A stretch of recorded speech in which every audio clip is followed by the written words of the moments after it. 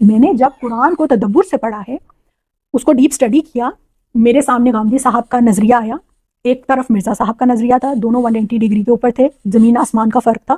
جب میں نے ان لوگوں کے دلائل دیکھے، جب میں نے ان لوگوں کے دلائل جانے، اور میں نے دیکھا کہ یہ تو قرآن اور حدیث، یہ تو بات ان میں تو یہ چیز پائی نہیں جا رہی ہے، یہ تو چیز ہے ہی نہیں، یہ تو ایگزسٹ ہی نہیں کرتی ہے۔ یعنی وہ غلط پڑھا رہے تھے۔ مرزا صاحب کا جو پردے کے اوپر موقف ہے نا، وہ قرآن و سنت کے خلاف ہے۔ اچھا، غامدی صاحب والا ٹھیک ہے، جو غامدی صاحب کی تحقیق ہے نا، ہم تحقیق کی اس وقت۔ السلام علیکم ورحمۃ اللہ وبرکاتہ۔ اللہ سے دعا کرتے ہیں کہ آپ لوگ خیریت سے ہوں گے۔ عورت کے چہرے اور سینے کا پردہ نہیں، یہ فاطمہ کو علمی جواب۔ تو یہ جو ہے کچھ پردے کی بات جو ہے عورت کے لیے جو آیا ہے، تو اس سے ریلیٹڈ اس ویڈیو میں جو ہے فاطمہ اور انجینئر محمد علی مرزا جو ہے دونوں نے کچھ باتیں اس پر بتائی ہے۔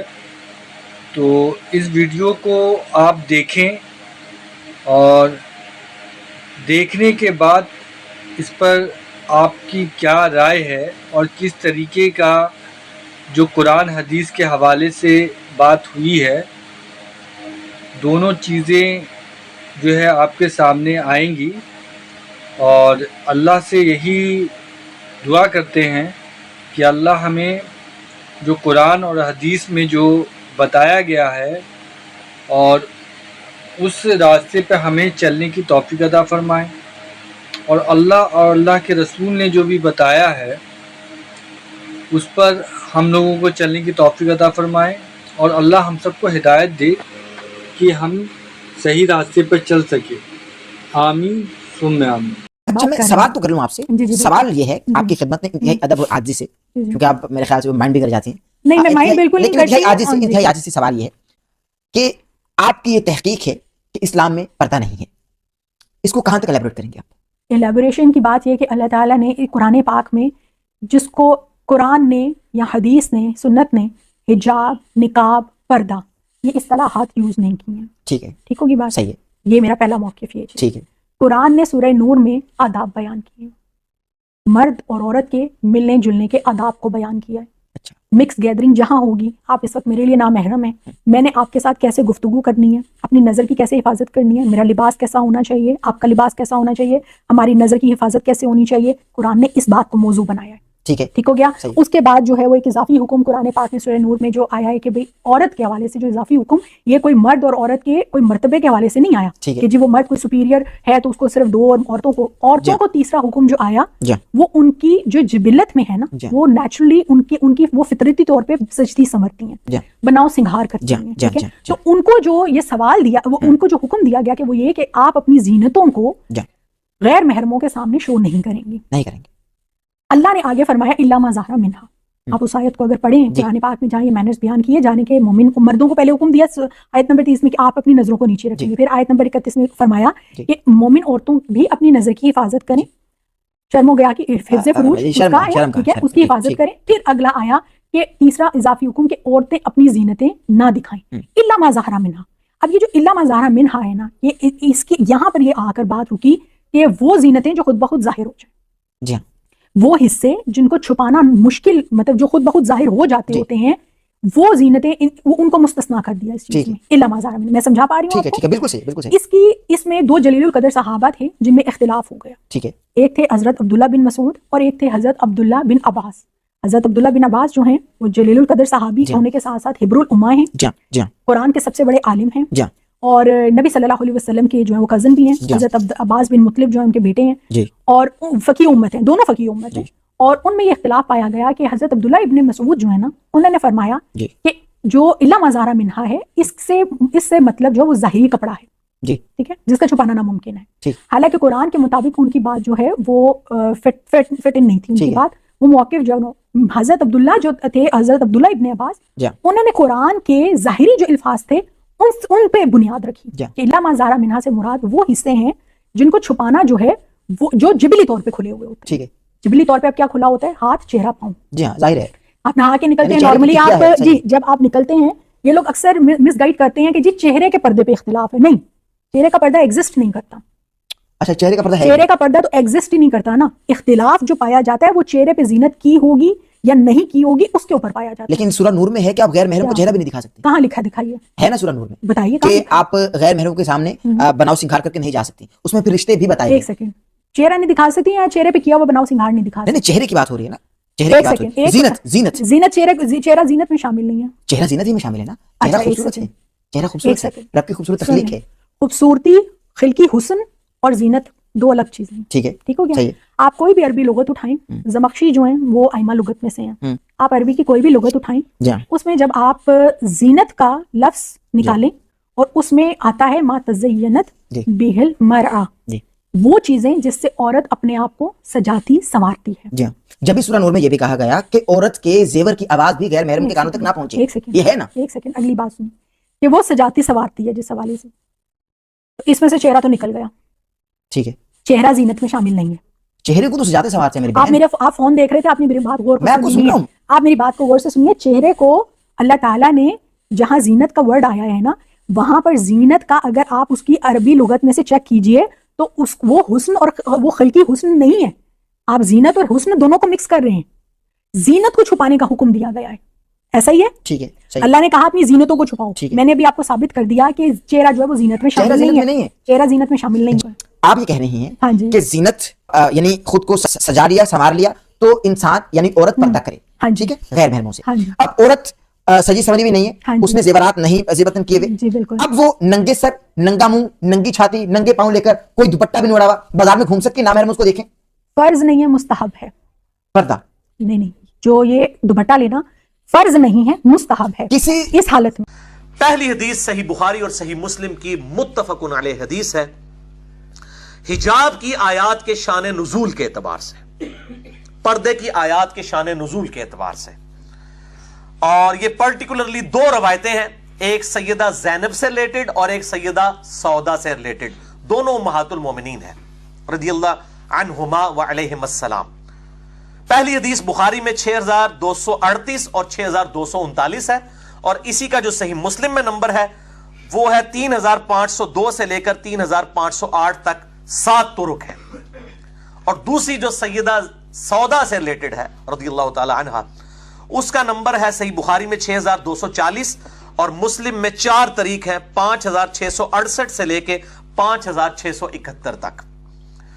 اور باقاعدہ صحیح بخاری میں یہ جو حدیث ہے 6238 سے لے کے 62403 احادیث, اس کے اوپر امام بخاری نے باب باندھا ہے آیت الحجاب, یعنی حجاب کے شان نزول سے متعلق آیات جو نازل ہوئی اس سے ریلیٹڈ احادیث کون سی ہیں. اب وہ سن لیجئے. ان دونوں واقعات کو میں مختصراً بیان کر دیتا ہوں, باقی اس کی ڈیٹیل جو ہے وہ سورۃ الاحزاب کی آیت نمبر 32 سے لے کے 60 تک آپ پڑھ لیں. اس میں نبی صلی اللہ علیہ وسلم کی امہات کے حوالے سے, آپ کے گھر کے پردے کے اعتبار سے بڑی ڈیٹیل کے ساتھ آپ صلی اللہ علیہ وسلم کی پرسنل لائف ڈسکس ہوئی ہے, کیونکہ آپ نے امت کے لیے رول ماڈل بننا ہے, تو لہٰذا نبی کی پرسنالٹی ڈسکس ہوگی, ان کے گھر کے معاملات بھی ڈسکس ہوں گے, ان کی بیویاں بھی ڈسکس ہوں گی, باقی ایشوز بھی ڈسکس ہوں گے. اس میں کوئی توہین والا مسئلہ نہیں ہے. تو سیدہ زینب والا جو واقعہ ہے وہ یہ ہے کہ آپ صلی اللہ علیہ وسلم کا ان سے نکاح ہوا, اس کے بعد آپ صلی اللہ علیہ وسلم نے دعوت ولیمہ پر اپنے گھر اصحاب کو مدعو کیا. اب وہ ہر طرح کے اصحاب موجود تھے, کچھ پینڈو لوگ بھی تھے, دیہاتی اعراب لوگ, اور کچھ جو ہیں وہ سمجھدار لوگ بھی تھے. بہرحال وہ کھانا پینا کرنے کے بعد اب ذمہ داری تو یہ ہونی چاہیے کہ اٹھ کے گھر سے باہر چلے جائیں, بس اب محفل برخاست ہوگی. بعض لوگ بھی ہیں وہ ان کو بس عادت ہوتی ہے گپے مارنے کی, اگلا بندہ تنگ بھی آ رہا ہوتا ہے پھر بھی وہ بیٹھے رہتے ہیں. تو اس کا پھر مہذب طریقہ یہ ہوتا ہے کہ ایسے ڈھیٹ بندوں کے سامنے نا آپ گھڑی دیکھنا شروع کرتے ہیں بار بار, تاکہ ان کو شرم آ جائے کہ تو تے پائی ویل ہے نا, اسی ویلے نہیں ہے, منو اس تکلیف تو بہت گزرنا پہنتا ہے. اس لیے مختصر بات فون پہ بھی کرتا ہوں, میں کوشش کرتا ہوں میرے بھائی تمہید کے بغیر ڈائریکٹ بات کریں, مجھ سے جواب لیں, دیٹس آل. تو بہرحال وہ آپ صلی اللہ علیہ وسلم جو ہے وہ اٹھ کے گھر سے باہر چلے گئے. اب میزبان ہی اٹھ کے باہر چلا گیا ہے, اب بھی تو کسی کو بات سمجھ جانی چاہیے. آپ صلی اللہ علیہ وسلم شرماتے بہت تھے, بخاری اور مسلم کی حدیث ہے کنواری لڑکیوں سے زیادہ شرم تھی آپ صلی اللہ علیہ وسلم میں. اور قرآن میں بھی یہ بات آئی کہ نبی شرم کرتے ہیں لیکن اللہ نہیں شرم کرتا. تم نبی کے گھر جب معاملات ہوں فوراً اٹھ کے باہر نکل جایا کرو, وہاں پہ بیٹھے نہ رہا کرو. نبی کو تکلیف ہوتی ہے, وہ تمہارا حیا فرماتے ہیں لیکن اللہ حیا نہیں فرمائے گا اس معاملے میں. جو معاملہ شریعت کا ہے وہ کھول کر بیان ہوگا. سورہ احزاب آیت نمبر 32 سے 60 تک بہت انٹرسٹنگ آیات ہیں, وہ آپ پڑھ کے دیکھ لیں. بہرحال آپ صلی اللہ علیہ وسلم اٹھ کے گھر سے باہر گئے سیدہ عائشہ کے حجرے کی طرف. وہاں پر آپ صلی اللہ علیہ وآلہ وسلم پہنچے تو جو سمجھدار لوگ تھے اٹھ کے آپ پھر گھر واپس آئے. پھر وہ لوگ بیٹھے ہوئے ہیں, گپے مار رہے ہیں, اور سیدہ زینب جو ہے وہ دیوار کی طرف منہ کر کے بیٹھی ہوئی ہیں پردہ کر کے. گھر کوئی بہت بڑے تو نہیں تھے, چھوٹے چھوٹے گھر تھے. پھر آپ صلی اللہ علیہ وسلم اٹھ کے باہر گئے کہ آپ شاید ان کو شرم آ جائے, وہ پھر بیٹھے ہوئے. تیسری بار جب ایسا ہوا آپ صلی اللہ علیہ وسلم جب آئے سیدہ زینب کے گھر, تو آپ صلی اللہ علیہ وسلم پر انس ابن مالک کہتے ہیں وحی کی کیفیت طاری ہوئی, آپ کو چادر اڑا دی گئی, اور آپ صلی اللہ علیہ وسلم پر اسی وقت یہ آیات سورۃ الاحزاب کی آیت نمبر 32 سے 60 تک نازل ہوئی, جس میں اللہ تعالیٰ نے پھر خوب کلاس لی ان لوگوں کی کہ نبی صلی اللہ علیہ وسلم شرماتے ہیں اس معاملے میں اور تم لوگ یہ کرتے ہو.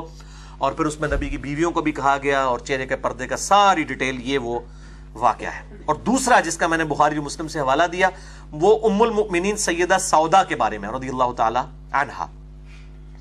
اور وہ رات کے وقت جو ہے وہ قضاء حاجت کے لیے نکلی. سیدنا عمر وہاں موجود تھے. سیدنا عمر کی خواہش تھی کہ آیات پردہ نازل ہوں. وہ نبی صلی اللہ علیہ وآلہ وسلم کو اکثر کہتے تھے کہ اپنی بیویوں کو جو ہے وہ چہرے کا پردہ بھی کروایا کریں. آپ کی بیویاں تو کم از کم ضرور پردہ کریں, کیونکہ ان کا سٹیٹس عام نہیں ہے. لیکن آپ صلی اللہ علیہ وسلم, ظاہر ہے کہ شریعت تو اللہ کی طرف سے نازل ہوتی ہے, نبی اپنے حوالے سے تو کوئی ڈیسیژن اس طرح نہیں کر سکتے ایکسکلوسیو.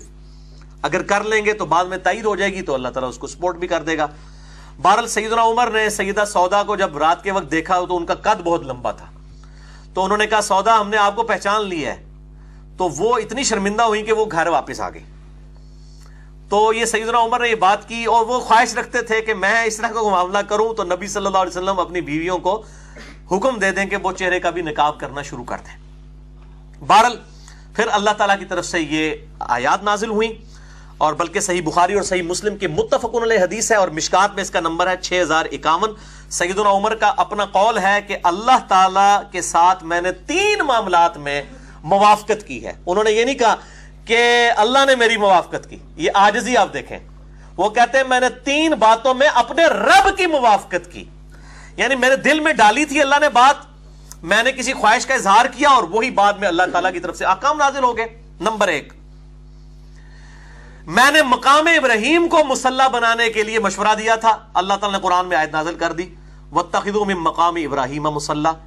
نمبر 2, میں نے حجاب کے بارے میں, پردے کے بارے میں خواہش کا اظہار کیا, اللہ تعالیٰ نے پردے کی آیات نازل فرما دی. اور نمبر 3, غزوہ بدر کے قیدیوں کے معاملے میں میرا مشورہ تھا کہ ان کو نہ چھوڑا جائے, تو اللہ تعالیٰ نے تائید کر دی میرے اس مشورے کی. تو مسئلہ نمبر 88A اور 88B میں نے ریکارڈ کروایا ہے. عصمت انبیاء پہ عقیدے کے شبہات کا تحقیقی جائزہ, اس میں میں نے یہ ڈیٹیل سے غزوہ بدر کے قیدیوں والا ایشو بیان کر دیا ہے. تو یہ پردے کے احکامات بنیادی طور پہ سورۃ الاحزاب میں نازل ہوئے, اس کے بعد پھر سورۃ النور کے اندر ڈیٹیل کے ساتھ باقی چیزیں بھی آئیں جو ہم نے الحمدللہ ڈسکس کر لی ہیں. دوسری حدیث بھی میرے بھائیوں صحیح بخاری اور صحیح مسلم کی متفقن علیہ حدیث ہے. صحیح بخاری میں 4141 اور صحیح مسلم میں 7020. یہ حدیث مشکات میں موجود نہیں ہے, اسے حدیث الافک کہا جاتا ہے. سیدہ عائشہ پہ جو معاذ اللہ گناہ کی تہمت لگائی گئی, اس پہ میں نے پچھلے دنوں ہی ڈیٹیل لیکچر ریکارڈ کروا دیا ہے, مسئلہ نمبر 159B حدیث افک کے اوپر. تو آج میں اس ڈیٹیل میں نہیں جاؤں گا. بہرحال اس کا میں مختصر واقعہ بتا دیتا ہوں آپ کو.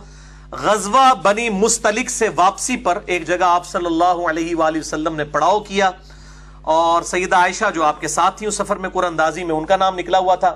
ہودج کو جو ہے صحابہ نے نیچے رکھا اور پیشاب کے لیے, نماز کے لیے پڑاؤ کیا گیا. سیدہ عائشہ بھی رفع حاجت سے جب فارغ ہو کے واپس ہودج میں بیٹھنے لگیں تو ان کو فوراً خیال آیا کہ میرا ہار ٹوٹ کے کہیں گر گیا, تو وہ اس کی تلاش کے لیے واپس چلی گئیں.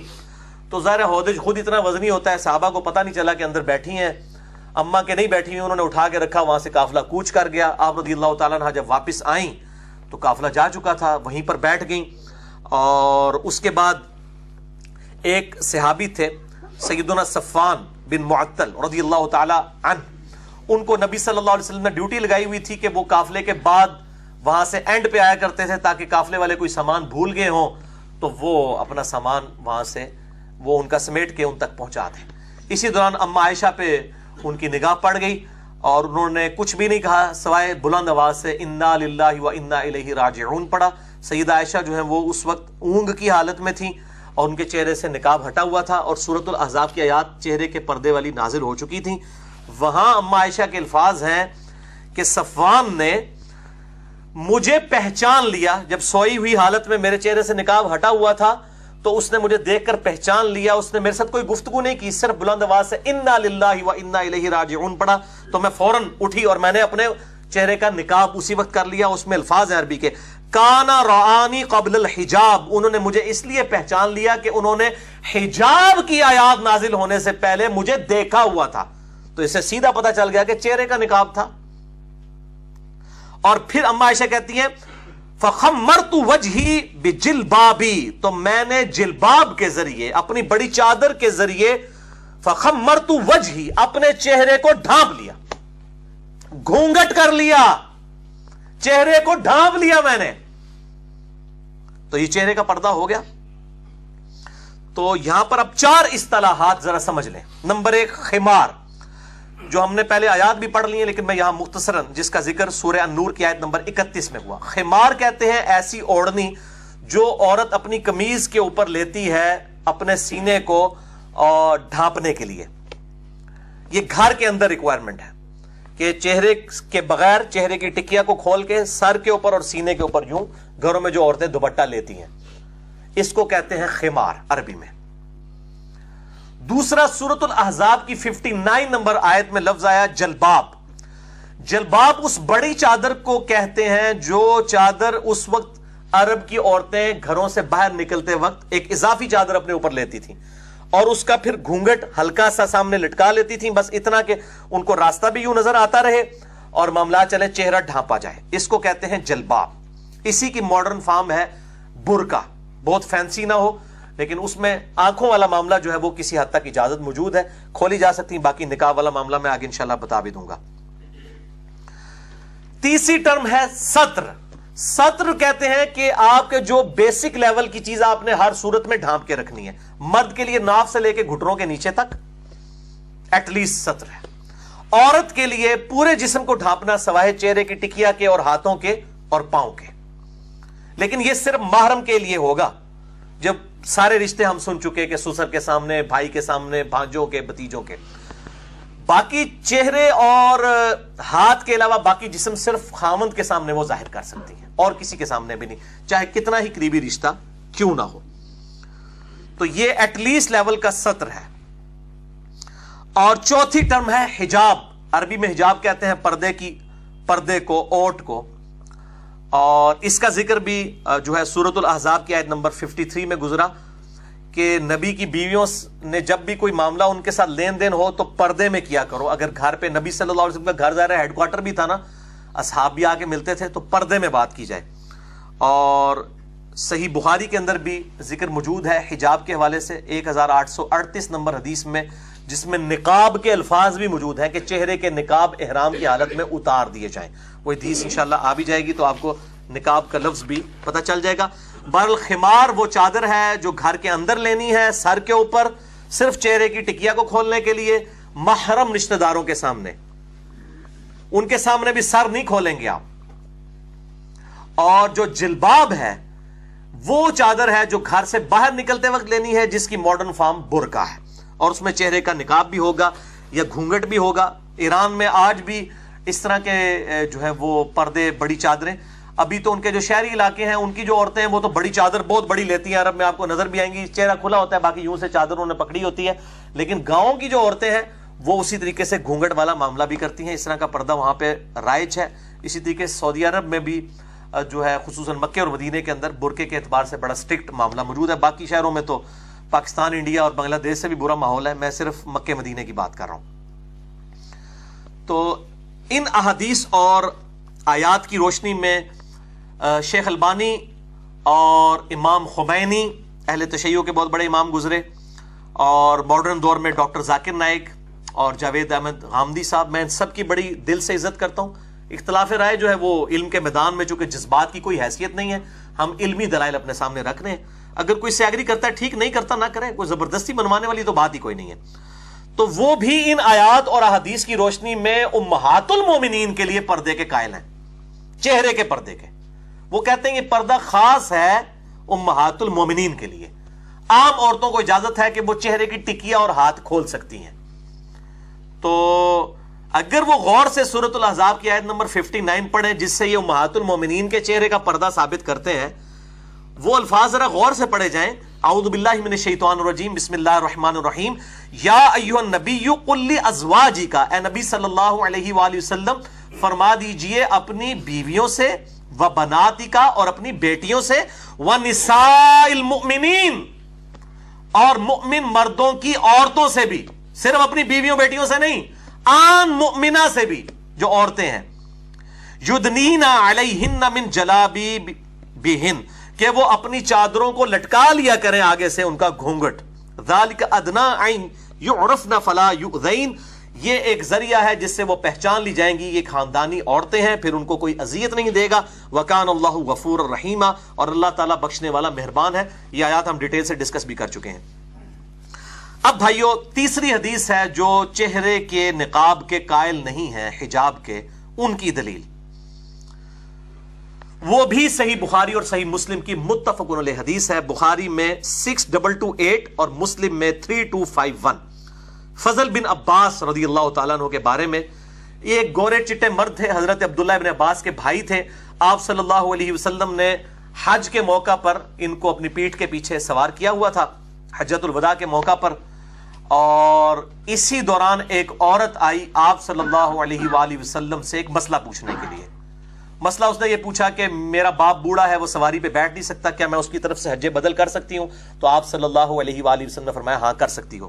اب ظاہر ہے کہ اس وقت اس میں الفاظ ہیں کہ وہ جو فضل بن عباس تھے وہ اس عورت کو دیکھنا شروع ہو گئے، وہ عورت جو ہے وہ فضل بن عباس کو دیکھنا شروع ہو گئی، اور آپ صلی اللہ علیہ وسلم جب متوجہ ہوئے، بخاری اور مسلم میں حدیث ہے آپ کو پیٹھ کے پیچھے بھی نظر آ جایا کرتا تھا، آپ کی یہاں پہ آنکھ نہیں تھی لیکن آپ کو ان دو آنکھوں سے 360 ڈگری کا ویژن نظر آتا تھا۔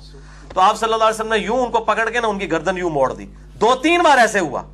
آپ دیکھیں شیطان کیسی چیز ہے کہ نبی کے پیچھے وہ بیٹھا ہوا ہے بندہ، اور نبی کا کزن ہے، اور عورت کو دیکھنے سے باز نہیں آ رہا۔ تو میں اس لیے بتا رہا ہوں کہ پھر میں وہ جملہ بولوں گا کہ صحابہ اس ازمائش سے نہیں گزرے جس ازمائش سے ہمیں گزرنا پڑ رہا ہے، ایز فار ایز بے حیائی از کنسرن۔ نہ کوئی واٹس ایپ تھا، نہ کوئی یوٹیوب، نہ کوئی اسکائپ، نہ کوئی فیس بک۔ یہ چھوٹا سا معاملہ ہے تو آپ دیکھ لیں، شیطان تو ہر بندے کے ساتھ اٹیچ ہے۔ تو آپ صلی اللہ علیہ وسلم نے 2-3 بار اس کا چہرہ یوں پھیرا۔ تو آپ شیخ البانی کہتے ہیں رحمہ اللہ اور ڈاکٹر ذاکر نائک، دیکھیں جی اس عورت کا چہرہ کھلا ہوا تھا، اس کا مطلب ہے چہرے کا پردہ نہیں تھا۔ یہ وہ اس سے مسئلہ یہ نکال رہے ہیں۔ تو میرے بھائی کاش یہ لوگ جو ہیں وہ باقی احادیث بھی صحیح بخاری کی پڑھ لیتے۔ وہ چوتھی حدیث میں نے آج جو بیان کرنی ہے وہ ہے صحیح بخاری انٹرنیشنل نمبر کے مطابق 1838، اور مشکات میں بھی ہے 2689 سنن نسائی کے حوالے سے، بخاری میں 1838، کہ آپ صلی اللہ علیہ وآلہ وسلم نے ارشاد فرمایا کہ محرم مرد، ایک ہے لفظ محرم، محرم ہے جو جس کے سامنے آپ چہرے کو کھول کے آ سکتے ہیں، محرم احرام والا، احرام والا مرد نہ قمیض پہنے، نہ پگڑی پہنے، نہ ٹوپی پہنے، نہ موزے پہنے، احرام کی حالت میں یہ کام نہیں وہ کرے گا۔ اس سے یہ بھی پتہ چلا کہ صحابہ کرام پگڑی اور ٹوپیاں پہنا کرتے تھے۔ یہ اہل حدیثوں کے لیے بھی میں ریکویسٹ کروں گا کہ یہ اللہ کے بندوں، یہ صحابہ پہنا کرتے تھے، تبھی احرام کی حالت میں اتروایا گیا نا، اور آپ احرام والے معاملات کو لے کے عام حالت میں لوگوں کو عام اجازت دی ہوئی ہے۔ تو اور ساتھ اسی حدیث میں الفاظ ہیں صحیح بخاری 1838 میں کہ جو عورتیں ہیں احرام والی وہ منہ پر نقاب مت ڈالیں اور ہاتھوں پر دستانے بھی مت پہنیں۔ یعنی اس وقت عورتیں ہاتھوں میں دستانے بھی پہنتی تھیں ہاتھوں کی خوبصورتی کو چھپانے کے لیے، اور چہرے کا نقاب بھی کرتے تھی، تبھی تو حکم دیا جا رہا ہے نا نقاب نہ پہنے۔ لہٰذا یہ جو شیخ البانی کی دلیل ہے فضل بن عباس کے واقعے کی، تو وہ جب تک ان احادیث سے یہ ثابت نہیں کرتے کہ اس عورت کا احرام کھل چکا ہوا تھا، اس وقت تک یہ دلیل ان کی ایمبیگوس، مبہم دلیل ہے۔ ہم یہ کہتے ہیں کہ یہ دلیل اس تحت تھی کہ صحیح بخاری 1838 کے چہرہ کھلا ہوتا ہے احرام کی حالت میں، جبھی وہ عورت چہرہ کھول کے اس وقت سامنے آئی ہوئی تھی۔ اگر کہتے ہیں کہ جی احرام کا بھی کنفرم نہیں تو بھائی آپ کی بھی دلیل نہیں ہے. آپ کے جتنے بھی دلائل ہم نے ایمانداری سے پڑھے ہیں سب کے سب ضرب تقسیم کر کے نا چیزیں ثابت کی ہوئی ہیں, غیر مبہم ان ایمبیگوس ایک بھی روایت موجود نہیں ہے. اور ایز فار ایز مزاج آف اللہ اینڈ رسول از کنسرن تو وہ سیدھا سیدھا چہرے کے نقاب اور حجاب کی طرف اشارہ کرتا ہے. یہ جتنی بھی آیات ہیں اور احادیث ہیں.